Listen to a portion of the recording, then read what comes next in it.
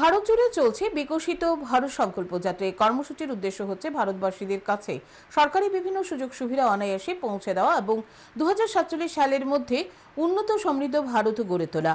শুক্রবার আমবাসা পুর পরিষদের বিকশিত ভারত সংকল্প যাত্রা ও প্রতি ঘরে সুশাসন দুইয়ের উদ্বোধন করে একথা বললেন সাংসদ রেবতী ত্রিপুরা। ডলুবাড়ি বাজারে হয় এই বিকশিত ভারত সংকল্প যাত্রা কর্মসূচি। অনুষ্ঠানে সরকারি বিভিন্ন স্টল খোলা হয় সাধারণ মানুষকে পরিষেবা দেওয়ার জন্য। সাংসদ ছাড়াও উপস্থিত ছিলেন আমবাসা পুর পরিষদের ভাইস চেয়ারম্যান গোপাল সূত্রধর, আমবাসা বিএসসি চেয়ারম্যান পরিমল দেববর্মা, আমবাসা মহকুমা শাসক সঞ্জিত দেববর্মা সহ বিশিষ্টজনেরা। সাংসদ সহ অন্যান্য অতিথিরা সরকারি স্টলগুলি ঘুরে দেখেন।